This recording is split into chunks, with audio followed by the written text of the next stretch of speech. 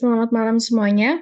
Hari ini 19 Desember 2022 di materi Pendidikan Kewarganegaraan kita memasuki ke pertemuan yang ke-9 yang dimana materinya adalah terkait dengan wawasan Nusantara yang nanti berkaitan dengan pergaulan dunia internasional. Materi sudah saya share di MyCIC kurang lebih 24 halaman. Silakan untuk dibaca-baca untuk materinya. Namun formatnya saya tidak membuat format PowerPoint, melainkan materi lengkap ya dari si wawasan Nusantara itu sendiri. Nah, di sini ada isinya adalah terkait dengan definisi dari apa itu wawasan Nusantara, kemudian pentingnya kita memahami wawasan Nusantara. Ya, di halaman pertama ini adalah terkait dengan latar belakang kenapa kita penting mempelajari wawasan Nusantara, ya. Yang dimana wawasan Nusantara itu sendiri itu terjadi, ya, melalui Deklarasi Juanda tahun 1957, ya. Nanti akan dibahas lebih lanjut di halaman selanjutnya. Harapannya adalah mahasiswa bisa mempelajari wawasan Nusantara agar dapat mampu terbuka dan tanggap terhadap dinamika historis dan urgensi masa depan wawasan Nusantara sebagai konsepsi dan pandangan kolektif berbangsa dan bernegara Indonesia dalam konteks pergaulan dunia. Kemudian selanjutnya dapat mengevaluasi dinamika historis dan urgensi dari wawasan Nusantara, ya. Dan selanjutnya mampu menyajikan hasil kajian perseorangan mengenai suatu kasus yang terkait dinamika dari wawasan Nusantara itu sendiri. Oke. Nah, selanjutnya konsep dan urgensi dari wawasan Nusantara. Wawasan Nusantara di sini bisa dikatakan sebagai wawasan nasional atau national outlook ya dari bangsa Indonesia karena kita itu di negara Indonesia.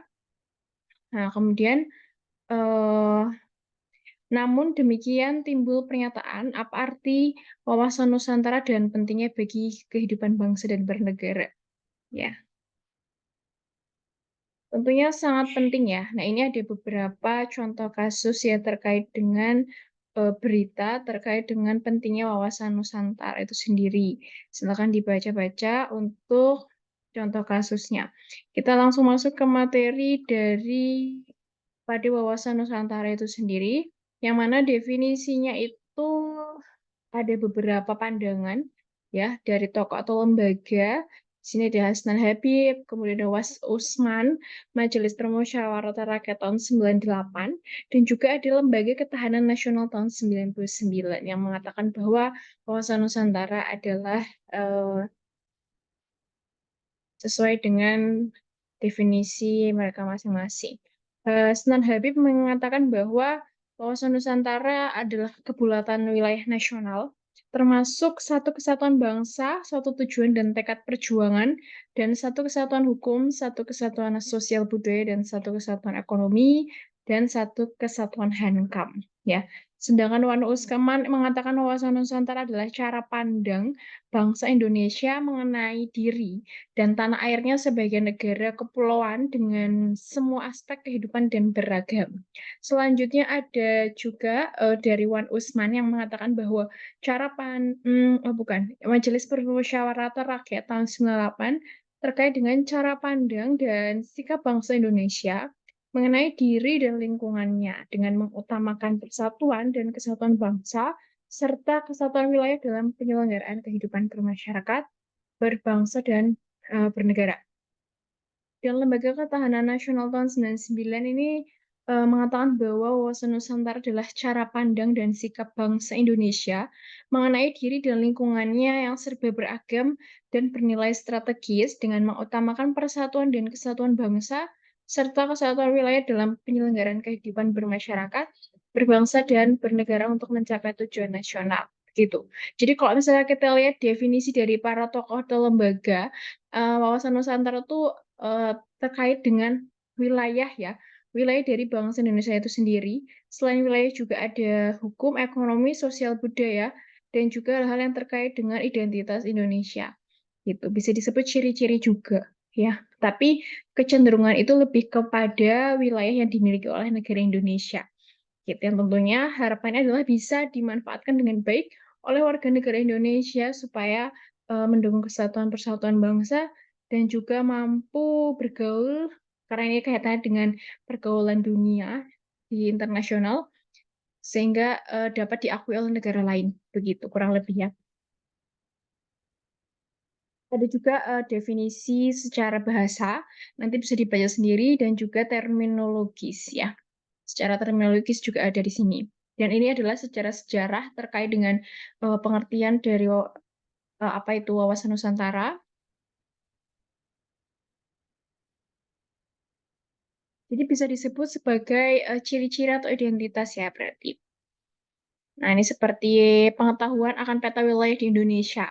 Nah, itu juga termasuk dari wawasan Nusantara. Jadi kita sebagai warga Indonesia yang baik, kita harus bisa paham terkait apa yang saja yang dimiliki oleh negara Indonesia kita, wilayahnya sampai mana ya, dari pulau-pulaunya apa saja, dan mungkin jumlahnya itu lebih baik. Jadi apa apa saja ke informasi-informasi yang eh, milik negara Indonesia itu merupakan wawasan Nusantara. Gitu. Begitu juga dengan keberagaman, itu juga termasuk dari contoh wawasan Nusantara. Wawasan Nusantara dikatakan memiliki peran yang cukup penting untuk mewujudkan persepsi yang sama bagi seluruh warga negara Indonesia ya, seperti perbedaan persepsi, perbedaan pendapat, friksi-friksi antar kelompok dalam konteks sosiologis, politis serta demokrasi dianggap hal yang wajar dan sah-sah saja. Ya, jadi ini harapannya adalah dapat menghasilkan masyarakat yang dinamis, kreatif, sinergis untuk saling menyesuaikan menuju integrasi. Gitu. Selanjutnya di sini bab yang B ini mengatakan bahwa alasan mengapa diperlukan wawasan Nusantara. Ya, alasan apa sajakah gitu ya yang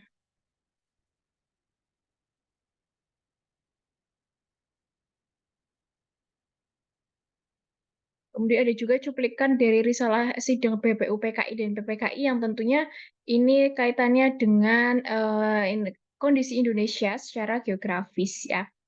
Seperti ada Lautan Pasifik dan Lautan Hindia, kemudian ada benua Asia dan benua Australia. Jadi hubungannya dengan negara Indonesia. Silakan dibaca ya terkait dengan kondisi geografis dari Indonesia itu sendiri di Risalah Sidang PPU PKI dan PPKI Setnek RI tahun 98 ya.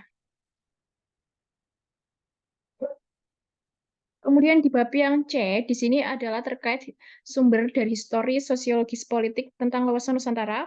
Ya, jadi historisnya, sejarah-sejarahnya, mengapa wawasan Nusantara itu ada.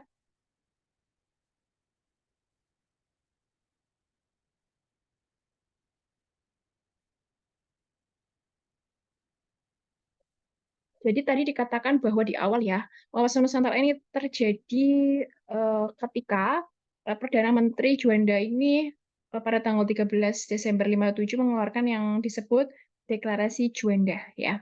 Nah, Deklarasi Juanda juga untuk tulisannya ada semua di sini. Nah, intinya adalah isinya terkait dengan kondisi wilayah Indonesia atau apa ya kita sebut sebagai kondisi secara geografis yang tentunya eh, atau bisa disebut sebagai pengakuan kondisi geografis negara Indonesia ya gitu. Jadi kalau deklarasi Juanda ini itu mengganti deklarasi sebelumnya yang disebut ordonasi ya yang dimana isinya adalah nah ini ya ordonasi 39. Nah, kalian bisa melihat bahwa ada perbedaan antara eh, peta wilayah Indonesia pada saat Ordonasi 39 dengan peta wilayah berdasarkan Deklarasi Juanda 1957 gitu. Jadi terkait pengakuan apa sajakah yang termasuk wilayah Indonesia. Jadi kalau di Ordonasi 39 yang termasuk di peta wilayah Indonesia itu adalah hanya pulau-pulaunya saja, sedangkan untuk peta wilayah Indonesia berdasar Deklarasi Juanda itu juga termasuk perairan yang ada di sekitar pulau yang ada di Indonesia itu juga diakui sebagai milik negara Indonesia. begitu. Jadi lebih jelas wilayahnya sehingga, nanti kalau misalnya ada permasalahan perbatasan wilayah, itu lebih jelas ya dibandingkan dengan, Ordinasi tahun 39. Ini juga sangkut pautnya dengan sumber daya alam yang ada di Indonesia, yang di mana Indonesia berhak untuk memiliki dan mengelola. Jadi kalau misalnya ada negara lain yang mengambil sumber daya alam di negara Indonesia memang, eee, tidak diperbolehkan apabila tidak, mengurus perizinan begitu. Jadi lebih jelas untuk batas wilayahnya, begitu. Nah, sedangkan untuk wawasan Nusantara sendiri juga sudah diperkuat ya, di pasal 25 Undang-Undang Dasar tahun 1945 ya, yang terkait dengan batas-batas dan hak-hak yang ditetapkan gitu. Jadi memang ini perlu dan penting sekali dilakukan, diklaim supaya tidak ada penyalahgunaan. Dan juga tentunya deklarasi tersebut, ya itu juga sudah di-share ya di dalam konferensi PBB tahun 82 ya, dan sudah ada dokumennya juga yang bernama The United Nations Convention on the Law of the Sea, tuh, dan sudah diakui dan diterima oleh sekelompok negara kepulauan, begitu. Jadi sudah negara-negara luar juga sudah mengetahui tentang, kepemilikan wilayah di Indonesia, baik pulau maupun perairan yang ada di sekitarnya. Nah, itu adalah termasuk dari wawasan Nusantara yang perlu kita pahami, sedangkan hal tersebut juga berubah-ubah ya. Jadi apapun itu terkait dengan identitas, ciri-ciri, keunikan dari Indonesia termasuk dalam wawasan Nusantara. Dan ini adalah sejarah-sejarah ya, berdasarkan politis, ada sosiologis, dan juga historis. Silakan dibaca-baca saja ya. Kita langsung lanjut ke dalam, hubungannya dengan Undang-Undang Dasar ya. Nah, kalau misalnya kita lihat dari pembukaan UUD 45 ini juga sudah ada, kaitannya ya dengan pentingnya kita mempelajari wawasan Nusantara. Ya, karena itu adalah termasuk hak dari segala bangsa dan tidak ada supaya tidak ada penjajahan lagi, begitu. Berikutnya adalah, dinamika dan tantangan dari wawasan Nusantara itu sendiri. Tentunya ini sangat beragam dan bervariasi terkait dengan tantangan-tantangannya. Berikut adalah cuplikan dari berita tahun 2014 terkait dengan, kondisi dari daerah yang ada di bagian timur Indonesia. 70% ini dikatakan bahwa masih, dianggap sebagai daerah yang tertinggal, begitu. Jadi ini adalah isunya seperti ini, yang di mana 113 kabupaten, ini adalah merupakan daerah tertinggal, tentunya SDM-nya pun, tidak lebih baik daripada, wilayah lain, dan juga terkait dengan, pendidikan, ekonomi, dan lain-lain, begitu. Jadi ini harus diperhatikan supaya bisa ditindaklanjuti ya, atau ya minimal diminimalisir supaya hal ini tidak semakin parah, begitu. Jadi harapannya adalah dengan tahunya berita tersebut, pemerintah maupun warga Indonesia itu mampu memberdayakan potensi yang ada di, wilayah tersebut yang dianggap bahwa sebagai daerah tertinggal. Karena pada dasarnya Indonesia sendiri itu merupakan, wilayah yang kaya akan sumber daya alam dan sumber daya manusia, gitu. Tinggal diberdayakan dengan baik, sumber daya manusia dilatih supaya berkualitas, sumber daya alamnya digunakan untuk misalnya adalah sebagai usaha, gitu, Mbak, membuat UMKM atau membuat wisata atau, untuk menunjang perekonomian, begitu.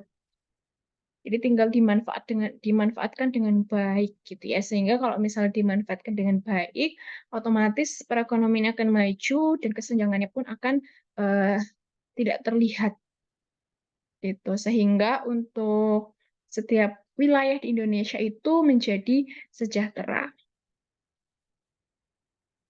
Nah, berikut urgensi dan esensi dari wawasan Nusantara.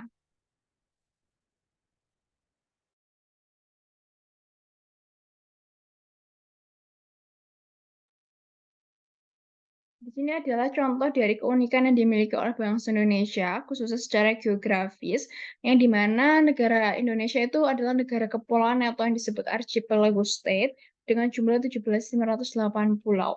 Kemudian luas wilayahnya ada 5,192 juta kilometer persegi dengan rincian sebagai berikut. Kemudian ada jarak utara, yaitu 1.868 kilometer, jarak timur barat 5.110 kilometer. Begitu juga di antara dua benua, dua samudra, dan terletak di garis khatulistiwa. Berada dalam iklim tropis dan dua musim kemarau dan hujan ya. Kemudian juga ada pertemuan dua jalur pegunungan, yaitu Mediterania dan Sirkumpasifik, berada di 6 derajat lintang utara, 11 derajat lintang selatan, 95 derajat bujur timur sampai 141 derajat bujur timur. Dan wilayahnya subur dan kaya akan flora dan fauna. Nah, itu adalah keunikan yang dimiliki Indonesia yang perlu diketahui dan harus dimanfaatkan dengan baik. Dan juga masih banyak lain, itu hanya sebagian contoh saja. Ya, seperti di sini ada keragaman suku, kemudian penduduknya banyak, keragaman ras, keragaman agama. Nah, itu juga ada juga, begitu juga budaya ya. Silakan tuh dimanfaatkan dengan baik sebagai warga negara Indonesia. Oke. Oke, ini adalah materi tentang wawasan Nusantara. Jadi, intinya adalah wawasan Nusantara itu penting ya dipelajari dan juga dicari tahu dan tentunya berubah-ubah karena merupakan dari informasi nilai Indonesia itu sendiri dan harus dimanfaatkan jika ada potensi dan supaya ketika dimanfaatkan dengan baik bisa membantu perekonomian Indonesia supaya menjadi sejahtera dan tidak ada ketimpangan dan kesenjangan yang tinggi sehingga tidak ada lagi yang namanya penjajahan dari negara lain. Gitu. Makanya wawasan Nusantara dianggap dapat menjadi jembatan untuk melakukan pergaulan dunia internasional. Jadi kita bisa diakui oleh negara lain gitu, diakui oleh negara lain dan bisa kompetitif ya, kompetitif baik itu secara ekonomi maupun secara politis. Begitu. Mungkin cukup sekian untuk materi terkait wawasan Nusantara. Jika ada pertanyaan silakan ditanyakan ya.